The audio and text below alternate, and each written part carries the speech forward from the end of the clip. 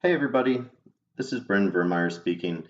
For those of you that don't know who I am or might be tuning in for the first time, I'm the founder and owner of Metabolic Solutions LLC, and I'm an independent functional health practitioner, master nutrition coach, and personal trainer. So I'm super excited to be able to present something very special to you guys today. I'm launching a new program that I'm offering through my business, Metabolic Solutions LLC. And really, this program is a compilation of really all of my work across my entire career thus far. And I should say first and foremost that every component of this program is a standalone service that I offer through my business model. And I do encourage the majority of my clients to take that all-encompassing holistic approach because every one of these services is designed to go hand in hand. It's addressing a different component of the bigger picture. Now, I wanted to create more of a membership style, all-inclusive program that also allows clients to get all the help they need at what is really a very reasonable price point. So I'm very excited today.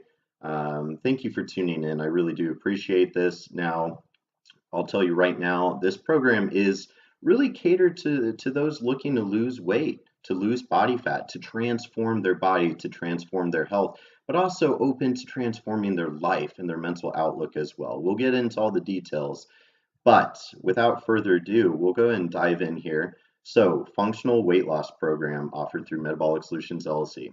When diet and exercise fails. So, again, Brendan Vermeyer, I'm a functional health practitioner. Now, a little background, certainly if you want more information on who I am, all my credentials, all of that, I'm very, open with all of that information. It is posted on my website, so you can feel free to visit metabolicsolutionsllc.com, go to the About page, and I have everything kind of mapped out there, a little more info about me. But again, I'm an independent professional. I have my own private practice. I love what I do, very passionate about it. But also, I have an amazing privilege of being able to work for a bigger company where I actually work as a mentor to help train up and coming practitioners, which is really such a privilege. Every week I get to meet with, it's all online, it's remotely done, but meeting with all sorts of different health professionals like clinical nutritionists and dietitians and nutrition coaches and herbalists and acupuncturists and massage therapists and so on and so forth. The list goes on and on. But basically, those health professionals that are wanting to take their business to the next level and be able to take their clients' programs more in depth and tailor things with functional lab testing and get into the functional practitioner side of things. Now, little side note before we jump in, I certainly have a lot of peers and past colleagues that are obviously health professionals. I know a lot of people. If anybody knows somebody that's interested in doing this kind of work, certainly feel free to contact me. I'd love to talk to you more about that, get you kind of pointed in a good direction because it really is an amazing and very fulfilling line of work. So, anywho, without further ado, let's go and jump in here. So, here we go.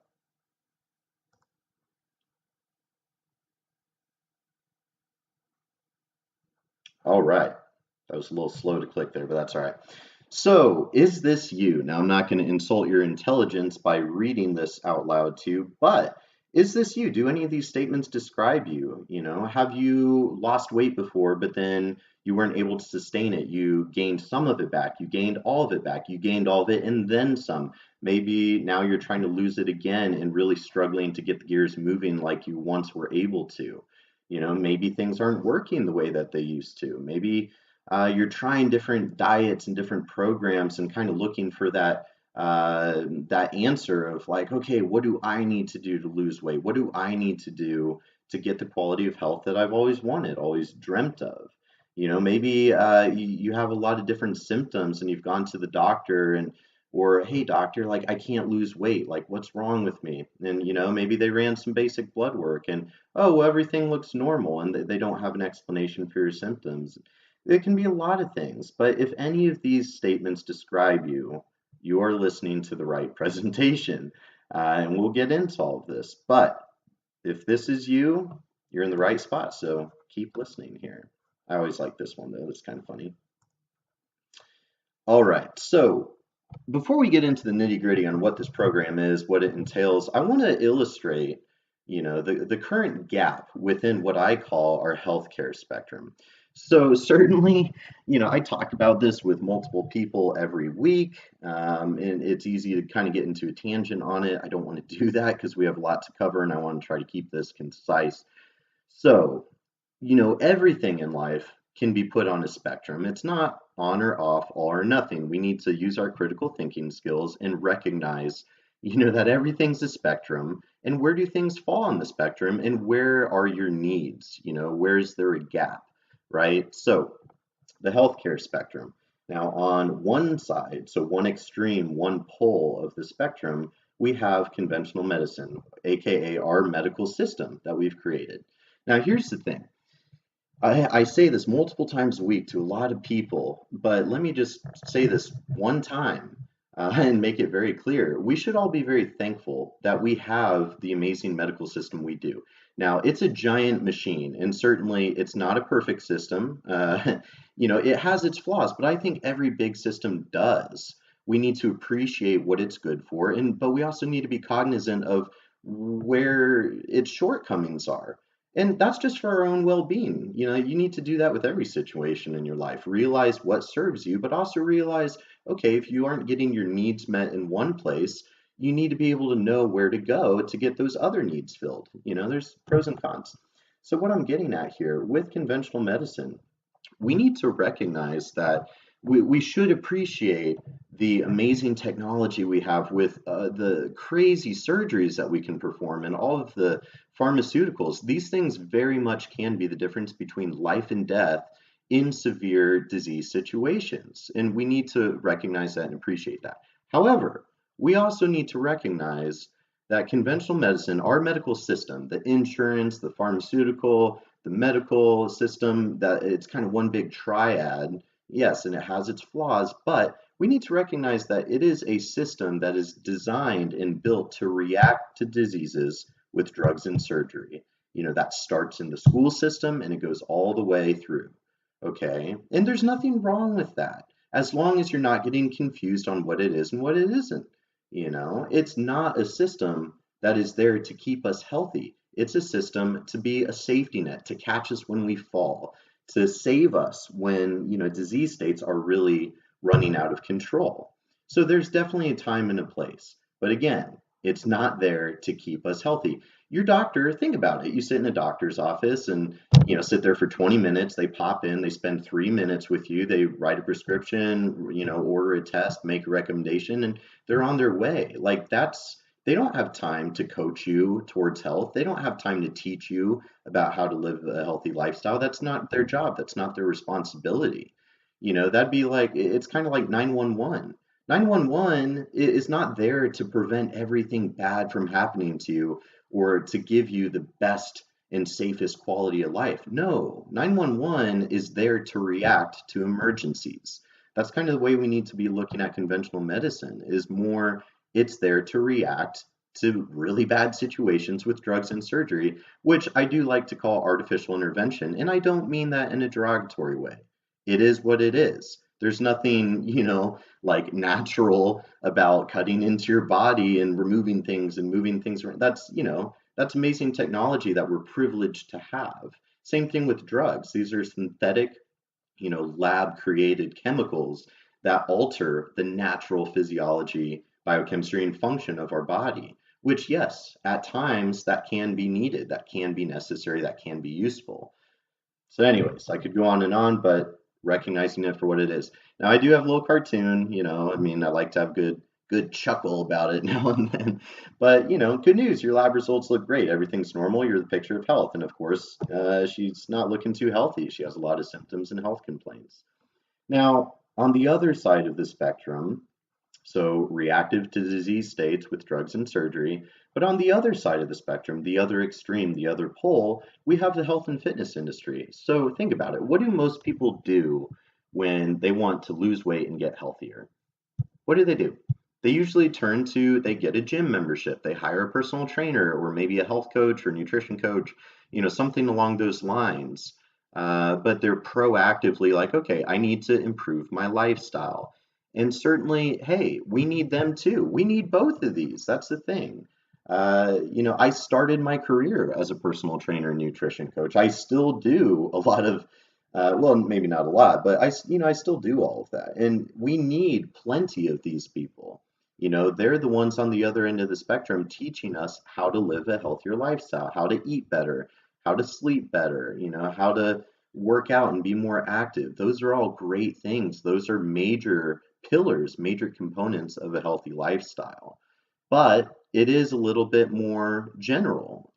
So the biggest thing is we have reacting to disease states with artificial intervention versus proactively trying to improve your lifestyle with general education. But that creates a huge gap, doesn't it? Don't you think there should be something in the middle? A type of professional that's able to dig deeper and identify underlying dysfunction that is going to require a little bit more know-how to be able to navigate those metabolic complexities. So no, it's not disease care, but it's also much more in depth than simply, teaching somebody how to eat better, work out, and live a healthier lifestyle. Big gap. I think you guys get the point. Let's move on. Waiting for it. There we go. Okay, bear with me. So let's say you go to the doctor and everything looks normal. You just need a diet and exercise, or then of course, you know, the reality is we're all addicted to instant gratification. We'll talk about that more later. But so diet and exercise, right? Assuming there's not anything like truly wrong, like a disease, a malignant disease hiding deep beneath the surface or something. And oh, well, you want to get healthier, you want to feel better, you need a diet and exercise. What a vague term. Like how it's very vague. It's not super helpful. What does that even mean? What does diet and exercise mean to you? Like, what is it? What's it mean to you? What's the proper way to do it? And so, kind of a cyclic story of frustration. You have somebody, they're trying to lose weight. They really don't know much about what they're doing, so they hire whatever professional or they do group classes or whatever the case is. And it's all about getting to a weight loss goal out of willpower and thinking that weight loss and health go hand in hand, thinking that fitness and health are the same thing, and they're not. Let me say that again. Health and fitness are not the same thing. Now, yes, they can and should go hand in hand, but they are not the same thing. Pursuing better health and pursuing fitness, yes, there is a lot of overlap, but ultimately that road splits a little bit, and you need to, depending on your approach, is going to determine, which path you go down. So there's plenty of really fit people with awesome physiques that are truly not healthy. Uh, I meet with them regularly on a weekly basis, and I see some pretty amazing things. But on the flip side of that too, you have other people that, okay, maybe they really are in pretty awesome health, but they're not the spitting image of fitness. So again, we need to stop confusing like fitness or external physique with internal metabolic health. Not the same thing. Now, they should go hand in hand, and that's obviously what I'm here to teach people how to do because it's amazing when it does. But we have this just cliche approach with diet and exercise of, okay, I'm going to buckle down and, I'm going to stick to this diet and this workout regimen. And it's just all about discipline and willpower. And it's fueled most of the time by self-loathing.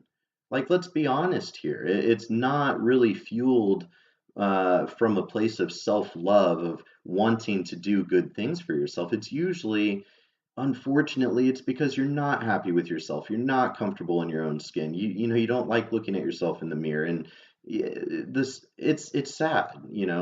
And so it becomes kind of this. And believe me, I get this because I've been there. That's kind of what got me on my path initially. Was I wasn't really happy with myself. I wanted to be better, and it's like, okay, like what do I need to do to have the body that I want, to have the health that I want, and if I just lose 20 pounds or if I just gain this much muscle or I change my body this much, then everything's going to be better.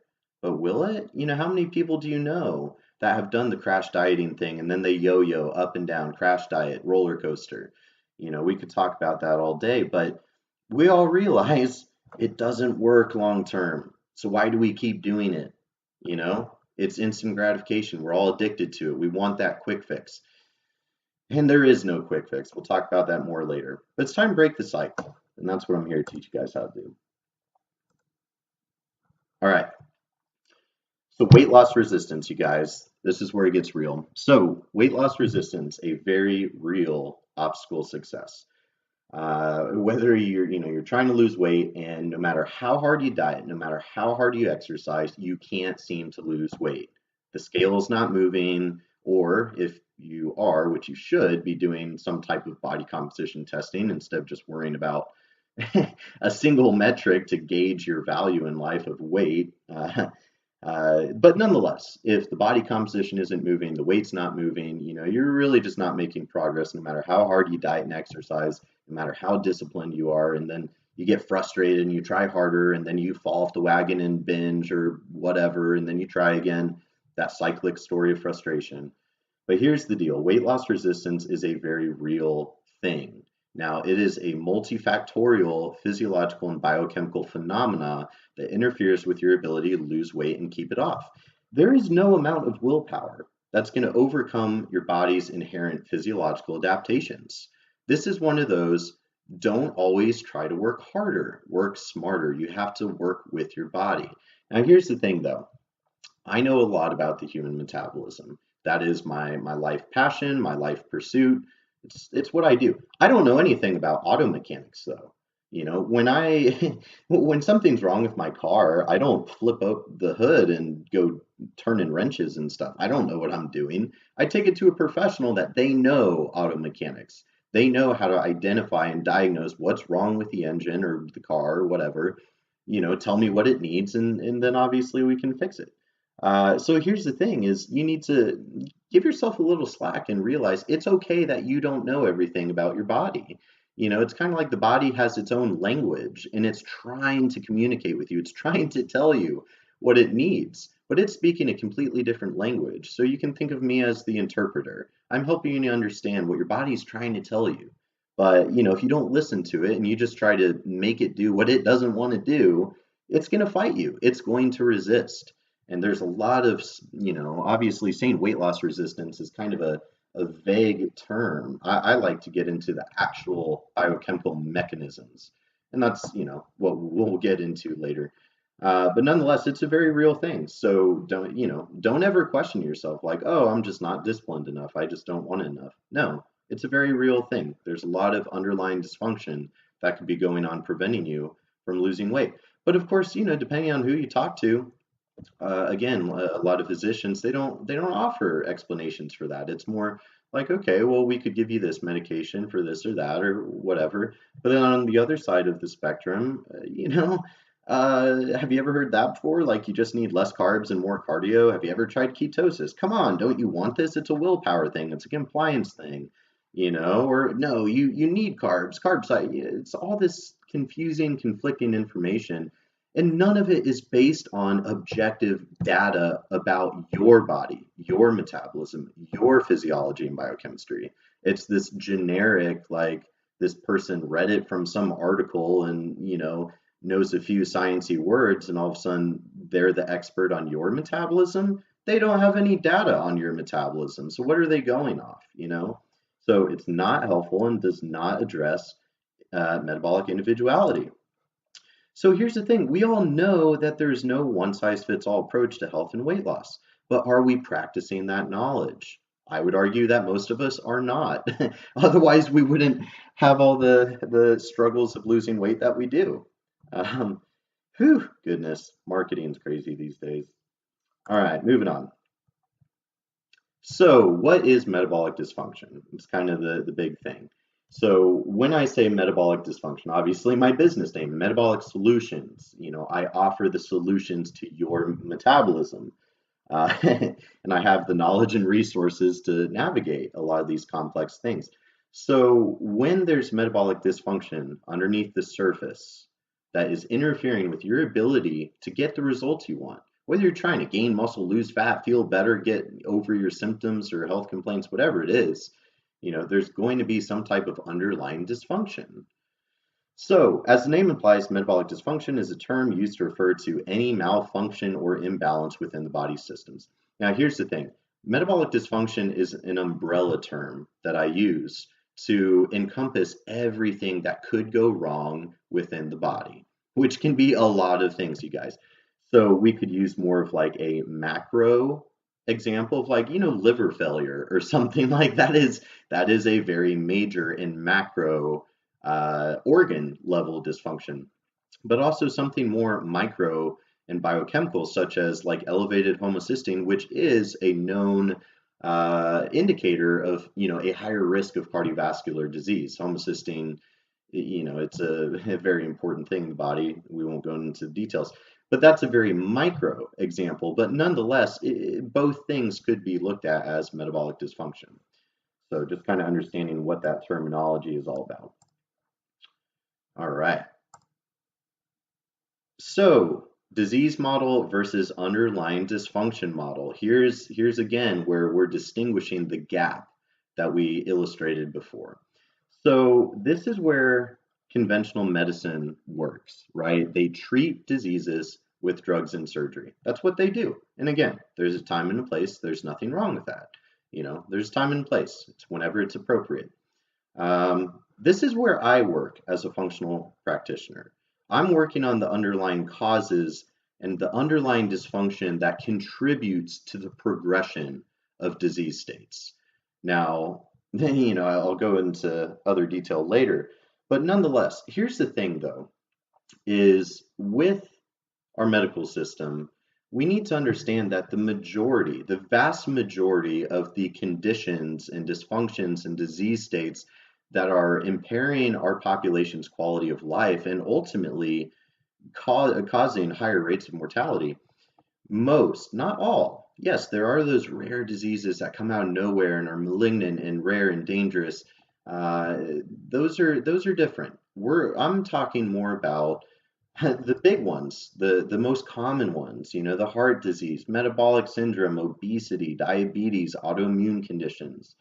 There's all these different health conditions that are just everywhere these days. And the rates, if you look at statistics, I mean, it is staggering.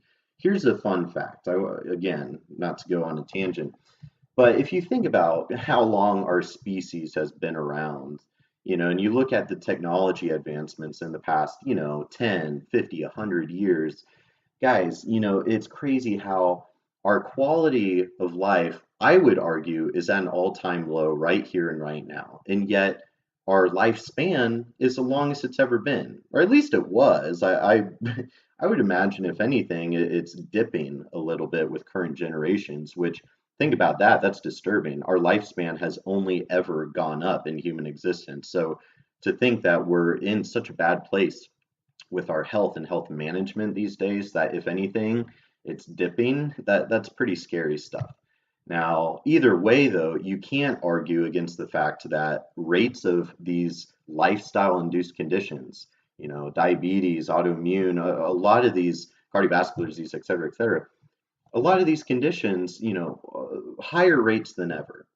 And here's the thing, guys, it is largely lifestyle induced. Now, yes, there is the genetic susceptibility component. We're learning a lot more about that these days, but nonetheless, these are largely lifestyle induced.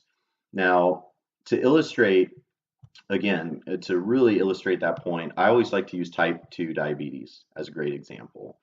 Type 1 diabetes is a little different, and we won't get into that. But type 2 diabetes, mostly lifestyle induced. Yes, there can be some genetic susceptibility to being, more prone to insulin resistance. However, genetics are the blueprint, not the destiny. It's epigenetic modulation, epigenetic expression, aka lifestyle and environment that will ultimately influence the function of your metabolism and lead to the progression of such a disease state as type 2 diabetes.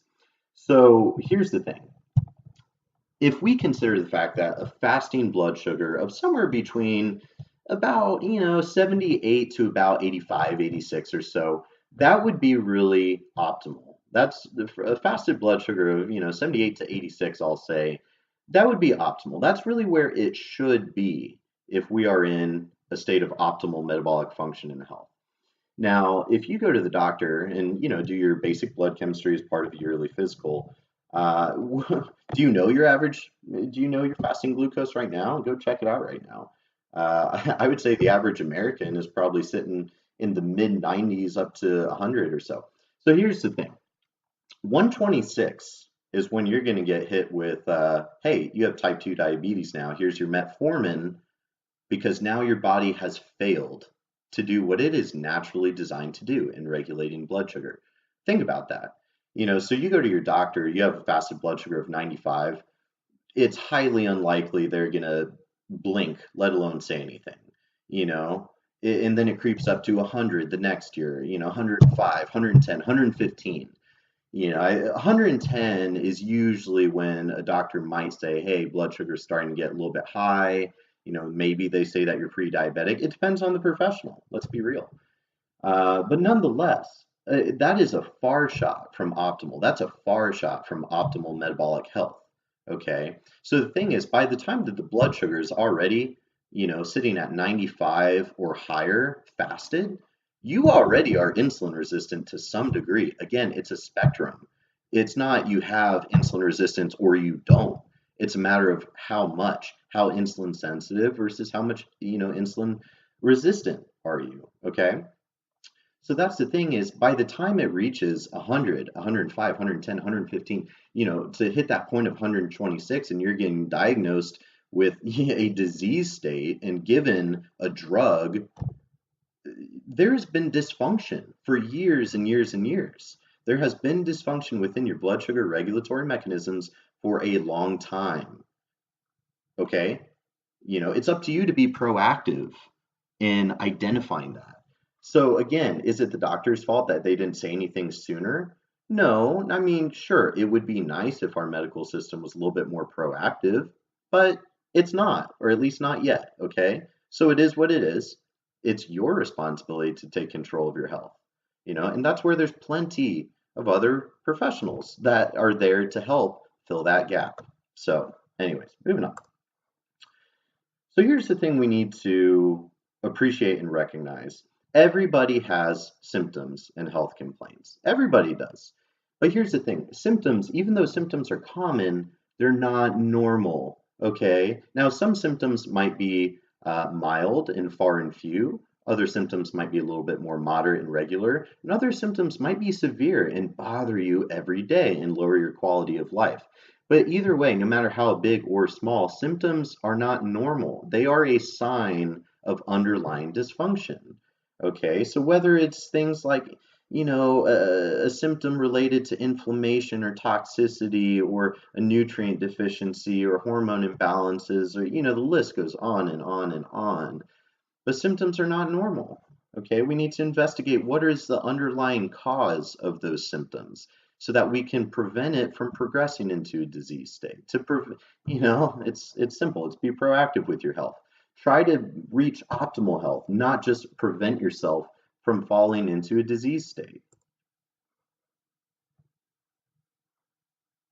Okay, so now that we've kind of discussed all that, which could go on and on about that, but we need to move on. So I like to think of health as kind of a yin yang, okay?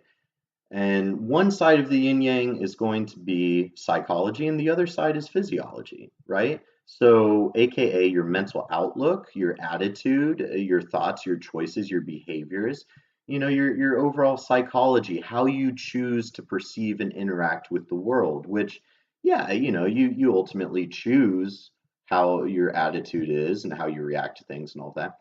But at the same time, then there's the physiology, aka how your body is functioning internally.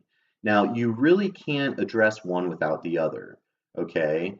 For example, if you have a patient or client or person, let's say that they're really depressed. We need to be asking, why are they depressed? Is this more of a physiological depression or a psychological depression? Is it mostly induced by like trauma, traumatic events, and emotional disturbances?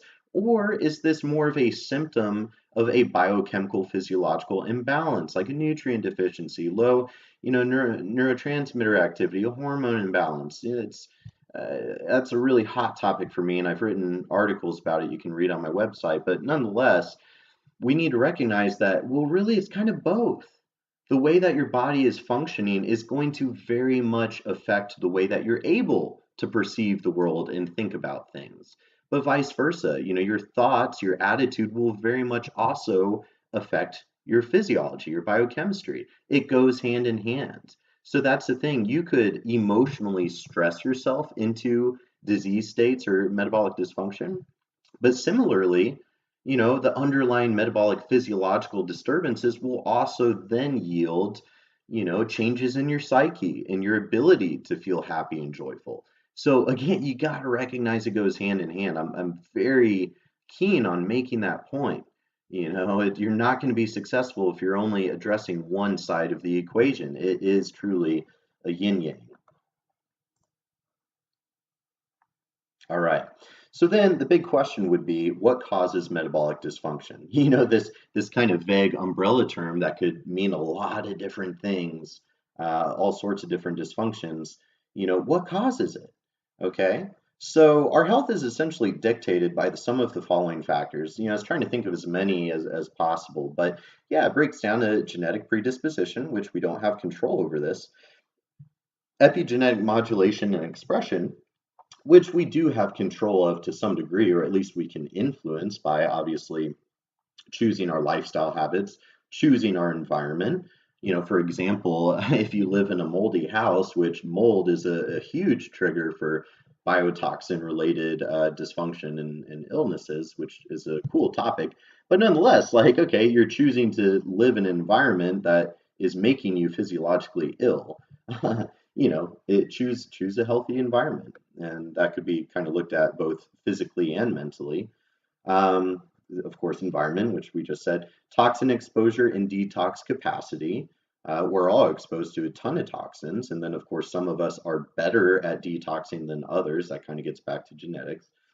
Pathogen exposure and immune adequacy, psychology, lifestyle, diet, nutrition, activity, stress management, rest, sleep, artificial intervention, drugs and surgery for basically as a safety net when all else fails. And it's like, well, you either, it's too far gone at this point. You need to react and save yourself. But yeah, I would say that pretty much summarizes our health. Okay. But if we wanted to summarize as far as the easy answer on what causes metabolic dysfunction, the short answer is stress. Now, here's the thing though. Obviously, most of us, when we hear the word stress, we're thinking about mental, emotional, psychological stress, right? Like you're feeling overwhelmed with work, you're worried about money, you're in a troublesome relationship, more emotional stress. That's not the kind of stress we're talking about. We're talking about stress as the body perceives it. So the thing is, anything that makes the body work harder, anything that challenges the body is going to be perceived as stress physiologically and will evoke a biochemical stress response. So my own definition for stress that I made up a few years ago is stress is the body's necessity for mental acuity and physical work capacity. BV, Brennan Vermeyer. Uh, so quite simply, anything that makes the body work harder. So this can include, yes, mental emotional stress. That one's pretty obvious. But nutrient deficiencies or genetic single nucleotide polymorphisms, toxic overload, pathogens, autoimmune mechanisms, activity and lack of recovery. The list goes on and on and on. But anything that makes the body work harder. Think about this, vitamin D. It's winter right now. Here in Kansas, it's a little chilly. But nonetheless, it's wintertime, and based on the position of Earth in relation to the sun, we're not getting adequate UV exposure for proper vitamin D3 synthesis. That's a fact. So this time of year, usually people need a little extra vitamin D supplementally because we're not getting the sunlight exposure needed to properly synthesize enough of it.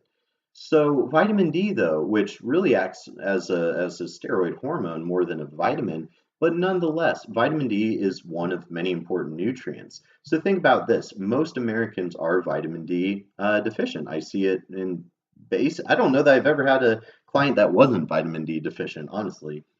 But think about it. If your body doesn't have what it needs to function properly, that's challenging. That's stressful. It's like if you're driving your car endlessly without ever changing the oil.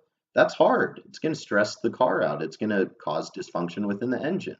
Same idea. So that is stress. Alrighty, goodness. Okay, the almighty HP axis, the stress response system. So I'm gonna briefly go through this. Um, I don't want to get into too much detail because I don't want this to be an hour presentation. But the HPA axis, first off, that stands for hypothalamus, pituitary, adrenal. You have the hypothalamus up in the brain. It's constantly detecting these signals from inside and outside the body. It's picking up on signals as far as what we need to do to maintain homeostasis, right? We all kind of know that word homeostasis, like balance, harmony within the body. It's always trying to keep up with the demands being placed on the system. So when the hypothalamus detects burdens and challenges and stressors, it will respond by then telling the pituitary, kind of a little P-shaped gland that kind of sits underneath the brain, to tell the pituitary will then release a hormone to go tell the adrenal glands, HPA, adrenal, that sit on top of the kidneys, to start the stress response and start raising cortisol levels, which is generally referred to as our primary stress hormone. I think that sounds misleading though. So again, we have to apply our new definition for stress, the definition we just discussed, and understand that, cortisol being a stress hormone, that's not a bad thing. It's really our primary get up and go hormone. It regulates our diurnal rhythm, has a lot of major functions like raising blood sugar, fighting inflammation, giving us kind of that fight or flight stimulation. It is more of a sympathetic fight or flight, quote unquote, driving hormone. It really kind of acts as like a long acting adrenaline in a lot of ways. So certainly in balance and harmony, yeah, we have our healthy normal amount of cortisol, but when we're under stress, our body's going to manufacture more cortisol to give us, again, that sympathetic drive, that fight or flight response to overcome the stressor, whether it's to fight inflammation within the body or to fight off, a bear chasing us or something, or to get a new job if we get fired or something. Like that's cortisol is that kind of adaptive stress response, overcome the challenge hormone. Um, Now, the thing is, in modern society, first off, we're all in sympathetic overload. Our society is way too high speed. We're all spread thin. We're stimulated all the time, on top of not getting nearly enough of what we need to be healthy and heal our bodies. And I could go on and on about that, but eventually that system starts collapsing. And we don't have time to get into all the details on that, but I do go through all this education in a lot more depth with my one-on-one lab interpretations. Ooh, goodness, we won't touch this one too much, but essentially this is a steroid hormone pathway chart that illustrates the conversion of hormones. So understanding that your steroid hormones, like testosterone, estrogen, cortisol, progesterone, et cetera, they're all ultimately made from cholesterol with the help of different nutrients that you ingest, and then they can interconvert. We don't have time to get into the details on that, but again, that's stuff that I go into a lot of depth when I do comprehensive hormone testing. In fact, all these green bubble hormones are hormones that I look at with one of my favorite hormone tests through Precision Analytical. We'll go and move on. We don't have time. Alrighty, so I want to go ahead and dive into a few case studies here. So case study number one, we have a 37-year-old female. What's her main goal that she told me? She wants to lose weight, which is, I would say 9.5 out of 10 people. They might have these raging symptoms and horrible health complaints when you dig a little bit deeper. But as far as like, well, why are you here? I want to lose weight. Okay, well, why do you want to lose weight? I always like doing the 5 whys, right? Well, I want to lose weight because, I want to fit into my clothes better. Why do you want to fit into your clothes better? Oh, well, because I don't want to have to go shopping for new clothes. Okay, why don't you want to go shopping for new clothes? Well, because if I had to buy a new wardrobe, I'd feel like a failure. Okay, why do you not want to feel like a failure? Well, honestly, because I have kids and I want to be a good role model for them, and I don't want to feel like a failure in their eyes. So I really need to get my weight and health under control. Boom. Okay, now we actually got to, something meaningful, something valuable. Like, why are you really here? Why are you really doing this? And if you're not willing to dig into your own psyche, dig into your own emotions a little bit, this probably isn't the program for you. You should probably just go do some cookie cutter crash diet again. But so we have a case study here. 37-year-old female wants to lose weight. Now, when digging a little bit deeper with my intake forms, what's the main health complaint? Well, actually, chronic fatigue, which is kind of like its own sort of syndrome in a way, a very common, fatigue is a very chronic fatigue, though. There's a difference between being tired sometimes versus chronically tired all the time. Actually, very common with a lot of different types of metabolic dysfunction. Again, digging a little bit deeper with the questionnaire, some of the notable symptoms, there were a lot, but some of the top symptoms that we saw were consistent diarrhea, IBS, irritable bowel syndrome type symptoms, joint pain, and brain fog. Okay. So, I made some different testing recommendations so we could dig a little bit and kind of look what's going on under the surface here. So I apologize in advance for how ugly some of these slides are going to be. Essentially, I just wanted to kind of pack as many screenshots of lab testing as I could. There's actually a lot more, but I just wanted to put some highlights on here. So, we did a number of tests, including hormone testing, gut testing, blood work, a lot of different things. There's a lot of tests that can be very valuable, but it's all about, what do we need to look at first to get this person moving in the right direction? What's the primary dysfunctions that we need to investigate and address before we're going to be able to make progress elsewhere? There is a hierarchy, there is an order to these things. It's very very organized. So nonetheless, though, but when we dug a little bit deeper, okay, we saw that her estrogen levels were through the roof, and there's a lot more to that. That's actually the sum of many different estrogen metabolites, but her estrogen was through the roof. Progesterone looked good, but testosterone, look at that, holy cow. So that right there, this hormone profile right there explains her inability to lose weight. But certainly there's a lot more to it. Then we're looking at her cortisol levels. So, we were looking at that chart before that shows the progression of when the HPA axis goes haywire, which will ultimately lead to downstream hormone imbalances. Again, we didn't have time to go into detail on that, but that's what that pathway chart lists out. But then we look at her cortisol levels and see that her free cortisol is through the floor, her DHEA production, which is the precursor to her sex hormones like testosterone and estrogen, very low. We're seeing a lot of hormone imbalances. The hormone imbalances alone explain a lot of her symptoms, a lot of her health complaints, and of course, the main issue of not being able to lose weight. Like I said, but wait, there's more. So then we looked into her gut a little bit at the same time. Two of my favorite things to start with. Check out the hormone balance to assess the HPA axis, see how well it's responding to challenges to the system. But then look at the gut. And without going into another tangent, the gut is the foundation of your health. I can't say that enough.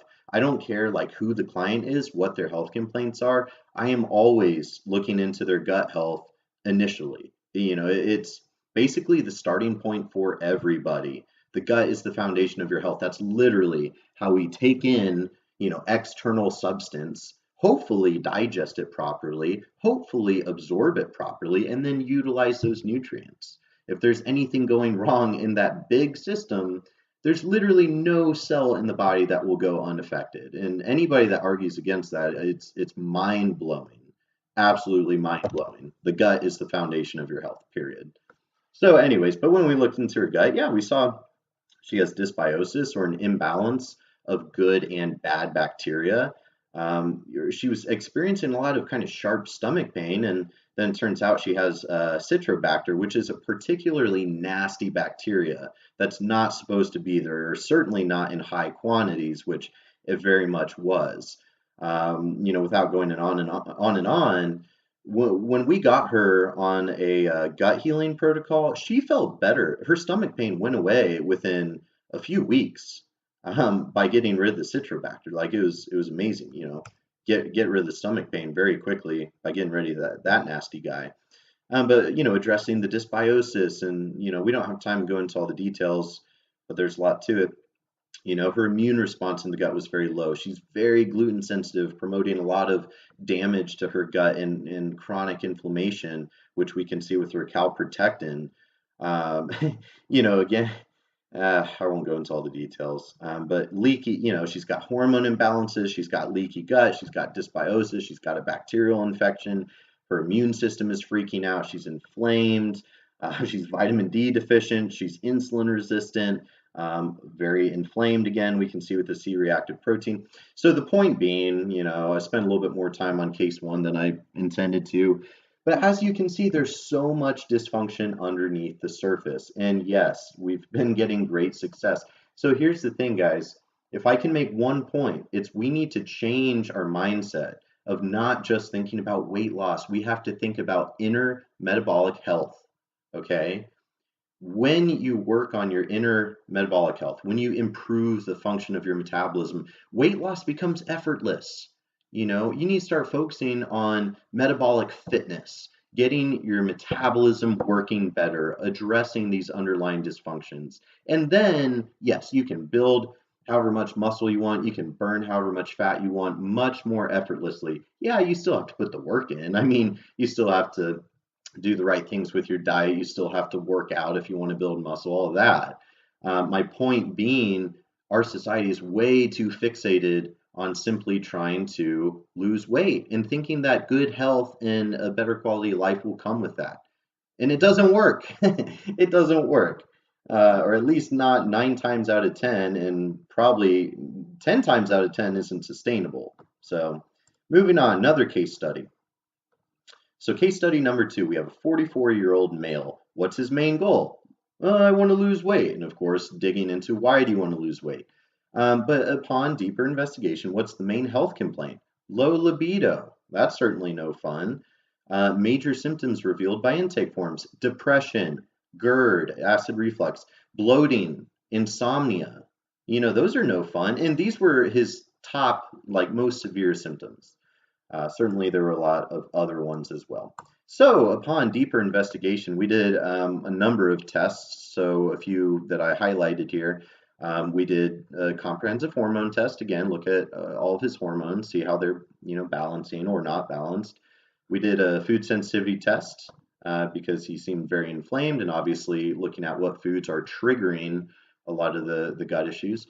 And then because there were a lot of very obvious gut dysfunction signs, yes, we did the gut test, which I pretty much do with everybody. On top of, we did actually take a little bit further after doing this one in doing a SIBO breath test. I won't go into the details, but small intestinal bacterial overgrowth, which a lot of times, statistically, about 84% of clients that have IBS, whether you think you have IBS or you've been diagnosed with IBS, 84% of the time that's going to be caused by SIBO, which is a improper overgrowth of bacteria in the small intestine. It's its own subject, a lot to it. But on his gut function test, we did see that he had a H. pylori infection, which explains the acid reflux. We don't have time to go into details on all that, but a lot of times acid reflux and GERD is usually caused by H. pylori. Pretty commonly, it is bacteria that it's common to have in your GI tract, but if you have too much, it can very much be problematic. So he did have an H. pylori infection. He also had some fungal overgrowth in his GI tract, candida. So nonetheless, that can be a major stressor and contributor as well. Again, I educate my clients very much on what all this means. I'm just trying to show you the highlights of all the dysfunction. But then, of course, he also did have SIBO, so he did have a lot of improper bacterial overgrowth causing a lot of the bloating and kind of stomach discomfort and stuff like that. So anyways, another one though, but then we look at his hormones. Okay, estrogen, way too high for a dude his age. Testosterone, Definitely not where we want it. I'd rather have that more on kind of the upper end of the scale. It wasn't horrible, but nonetheless, when we see this ratio of testosterone is too low and estrogen's way too high, this is a dude that's estrogen dominant. That's going to make it very hard to lose fat, build muscle, let alone have, proper sexual function. Then, of course, his cortisol was through the floor, explaining a lot of the chronic fatigue and inflammation and joint pain he was experiencing. So again, point being, yeah, upon digging a little bit deeper, when the check engine light comes on, flip open the hood, dig, and you'll find answers. If somebody isn't able to provide you with answers when you feel like there's something off, they don't know. That's why I do what I do. I strive to be the guy that has all the answers when other people don't. That's kind of the professional that I've become. Is I'm the guy people come to when they don't know where else to turn and they're not able to get answers elsewhere. And I love it. It's amazing stuff. Okay, case study number 3. We have a 41-year-old female. Again, main goal, wanting to lose weight, get healthier. But the main health complaint upon digging a little bit deeper, infertility. Holy cow, guys. Okay, like that's a motivating factor for sure. Major symptoms revealed by intake forms. Irregular cycles, high appetite, sugar cravings, oily skin, irritability, hair loss, low body temp. And those, again, were her top symptoms. There are definitely more. So, digging a little bit deeper, we did a number of tests. Again, see that same hormone test that is pretty handy dandy. I didn't put her gut test on here, but we did do one. But again, we see another crazy hormone profile where actually this time lower end of the range estrogen total, it breaks down to be much more complicated than that, but that's the summary. Very low progesterone, especially for her age. That's not normal. And then testosterone, crazy high. Look at that. 14 is the top end of the reference range. She's at 26.2. And then some funky stuff going on with her cortisol and her DHEA and her adrenal hormones. DHEA was super high, but cortisol production was high. However, available free cortisol was very low. Fatigue, blood sugar dysregulation, inflammation, list goes on and on.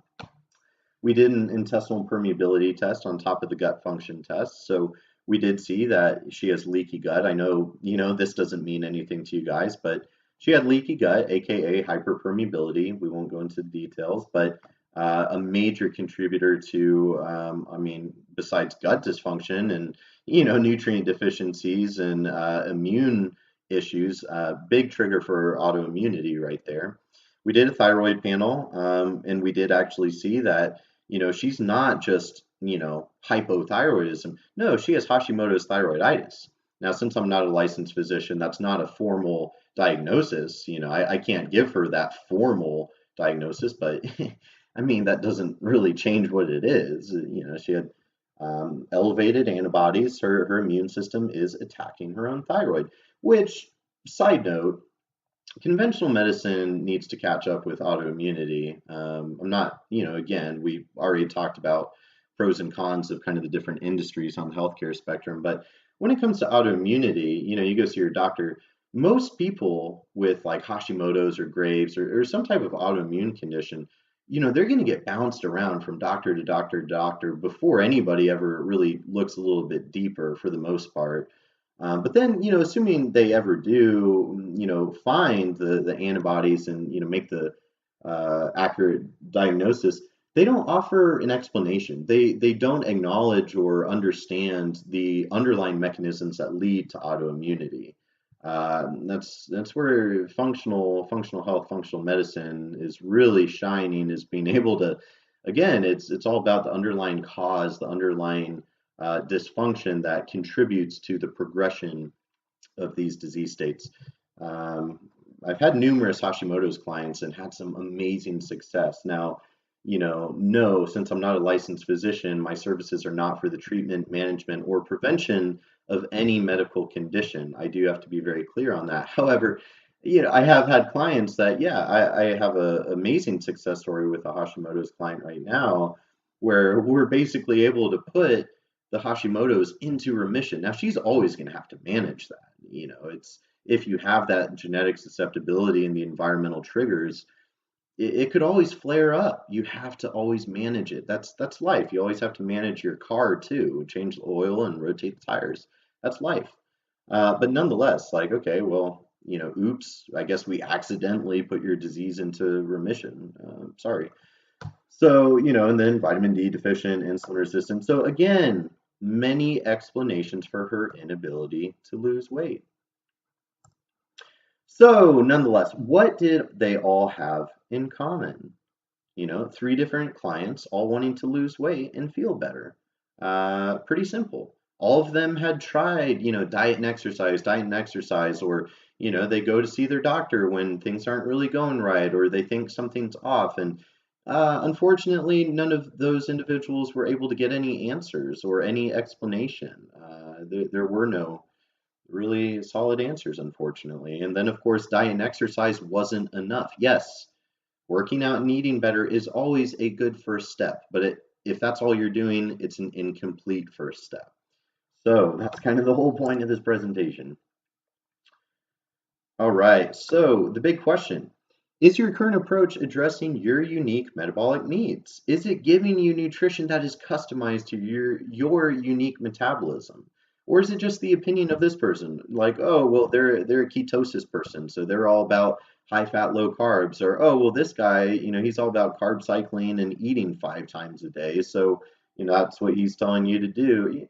There's a lot of biased opinionation. And again, what is your body doing right now? What professionals are actually investigating what's going on internally and using that objective data to determine the approach that you need right here, right now. And then using, again, functional lab testing to guide your therapeutic protocols, to guide your nutrition. It's not constant. You can't treat the metabolism in a constant manner of, oh, well, now I need to lose weight, so I need less carbs, more cardio, work out harder. Oh, well, now I'm trying to gain more muscle, so like, more carbs. It's not the way it works. Workouts cater to your metabolic needs. Is your workout regimen appropriate for where your health is at right now? And then, of course, functional healing protocols to resolve underlying dysfunction, preventing you from reaching your goals. Kind of the big highlight of what this is all about. But then also too, again, it's a yin yang. Psychology, physiology, they go hand in hand. They powerfully influence one another. So are you getting behavior modification based coaching to improve your relationship with yourself, your food, your exercise for a more sustainable result, a more sustainable quality of life? So here's the big thing. This is something I'm very, very proud about, and a major component of what makes this program so powerful and so different. Is I kind of wear multiple hats. I am a functional health practitioner, which, yeah, I can run the tests, I can tell you what's wrong with you, and I can tell you, hey, here's what you have to do to fix it. That's great. But that's kind of being a dictator, right? That's, I tell you, here's what you need to do, go do it. But I don't stop there. I'm also a master coach. I have extensive experience and credentials in the art of coaching, which is all about using behavior modification based coaching in order to really get to why are you doing this? Like, let's really get to the root of what's your source of motivation. How can we change your day-to-day habits, your day-to-day routines that will be conducive towards the results that you want? You have to shape the path, you have to shape the environment to be conducive to reaching your goals. So if you're just having a dictator crack the whip and basically make you feel like you're a failure if you don't stick to the regimen, that's not going to be very helpful long term. Maybe it works temporarily, but you're not learning anything about yourself and you're not learning anything about your body.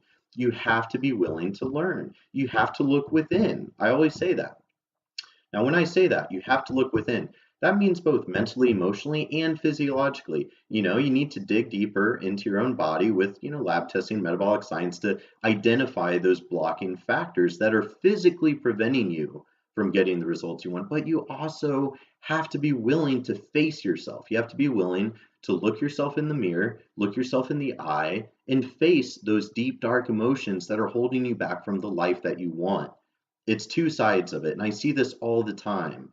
People think, oh, well, let me just get the answers and, Oh, well, it's because I'm insulin resistant. That's why I can't lose weight. And it's like, well, yeah, but you're not addressing the psychology side of it, And at times too, I'm not a licensed psychologist.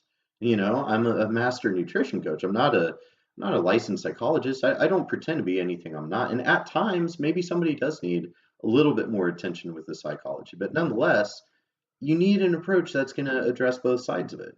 Or at least if you're kind of fed up with the cyclic story of frustration and trial and error with crash dieting and all of that.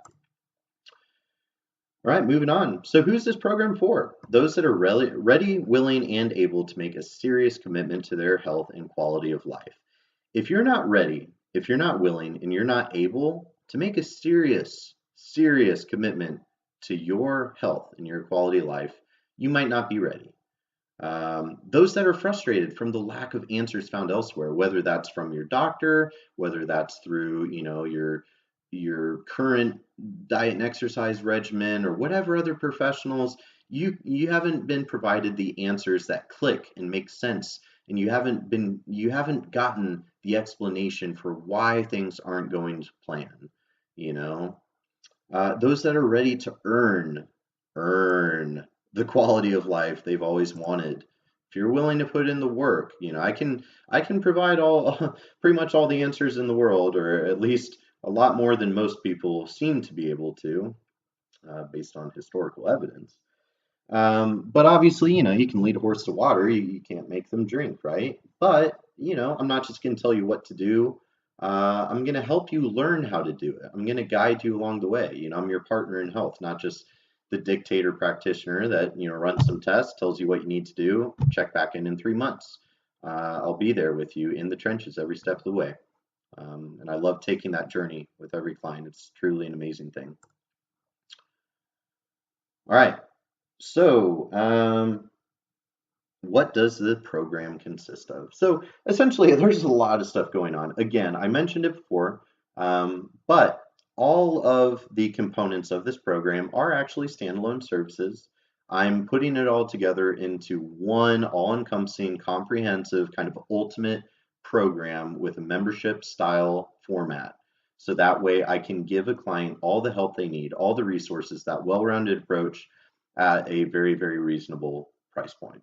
Um, not to brag, I'm very proud of this though. I really have never, I know a lot of professionals, I have a lot of peers, a lot of colleagues, a lot of, I have the experience. I've seen a lot, and I've really never seen anybody put it all together the way that I have. And I'm very proud of that. Being able to address, kind of the full yin yang, right?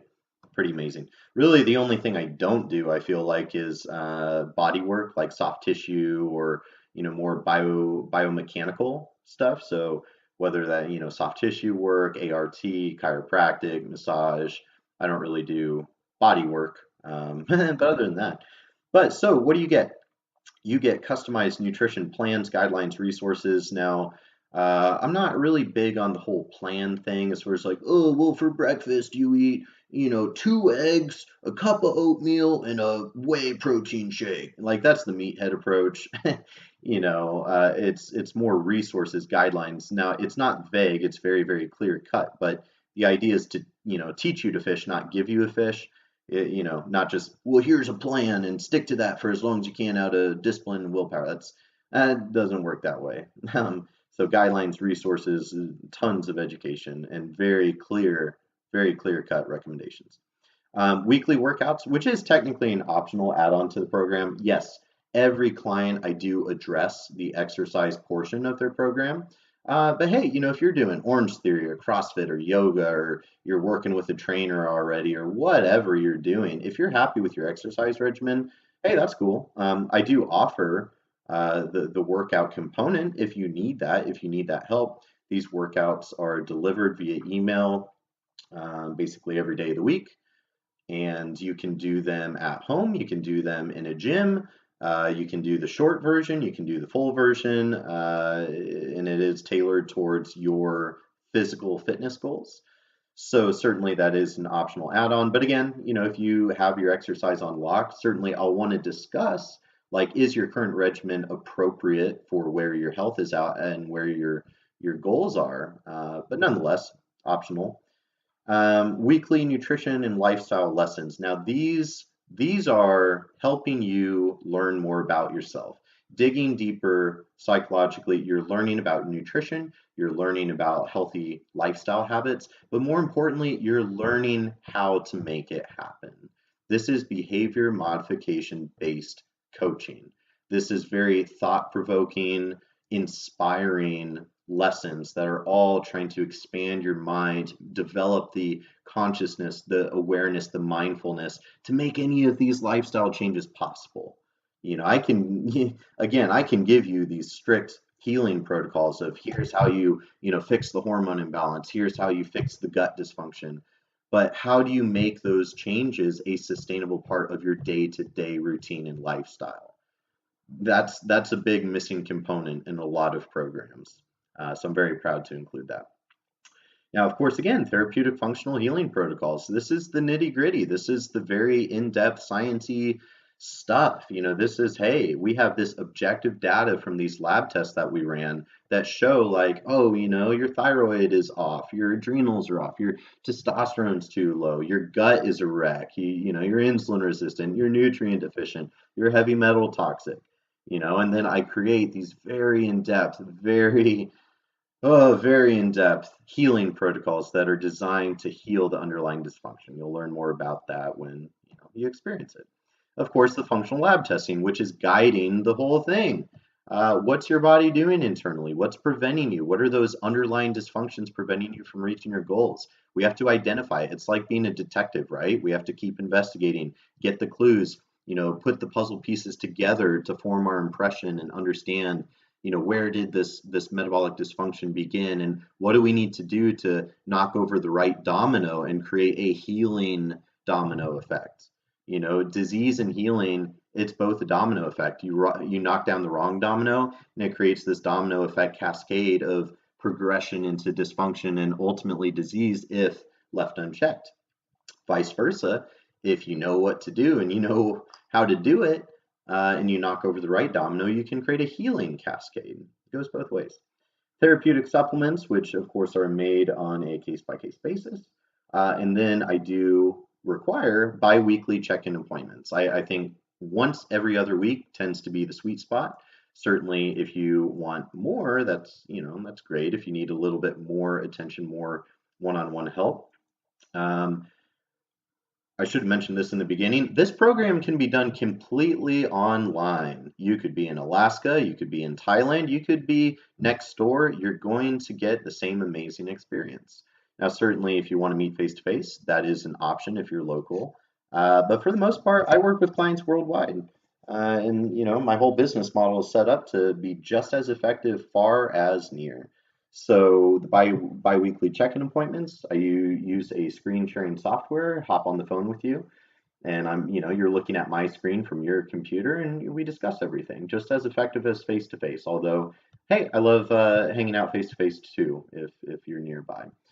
But bi-weekly check-in appointments, so that way you can get one-on-one attention with me as practitioner to address your individual stuff. Now, obviously, you're getting a lot of daily support. There's so much to all this, but certainly I like to have those formal check-ins to guide people through their protocols. Now, those that are enrolled in this program do receive a 10% discount on all supplements. That's kind of an added little perk there. Yeah.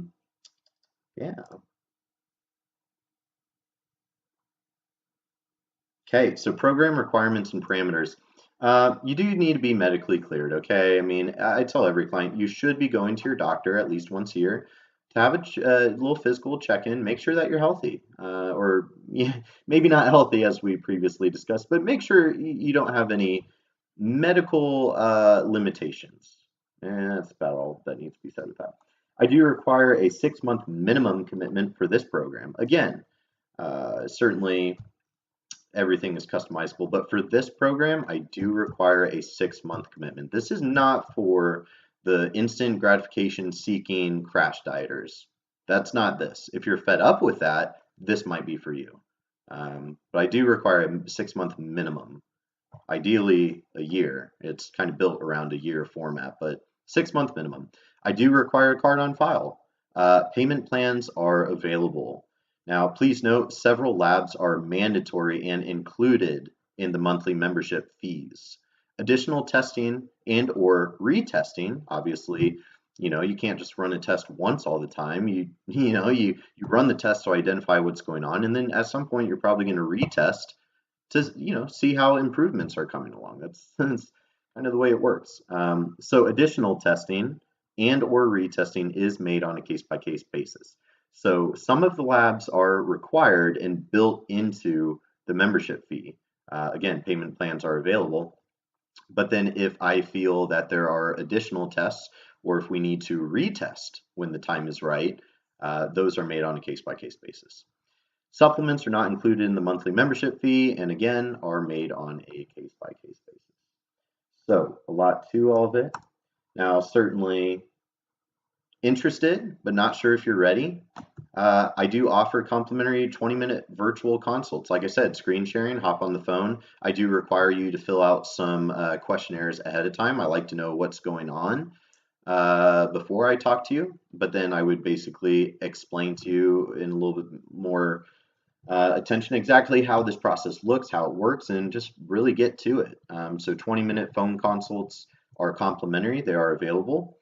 Every component of this program is a standalone service through Metabolic Solutions LLC.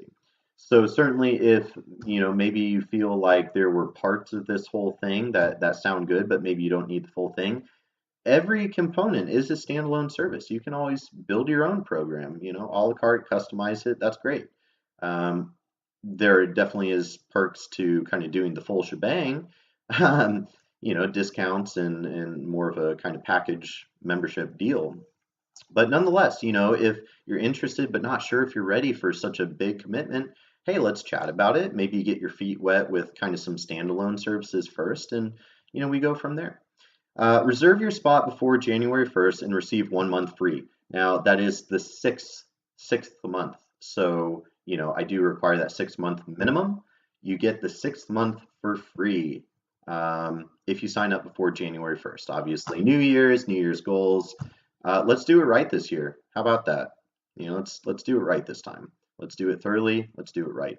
So if you reserve your spot, which I am limiting this because to say that it's a lot of work for me is a pretty big understatement. So I'm only accepting 5 people.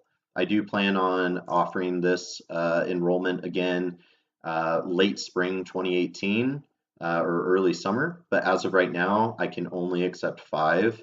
And that's not like a marketing gimmick. That is what it is. I can't handle more than 5 people with this in-depth of a program. It's just not possible. So 5 spots, reserve your spot before January 1st and get that 6-month free.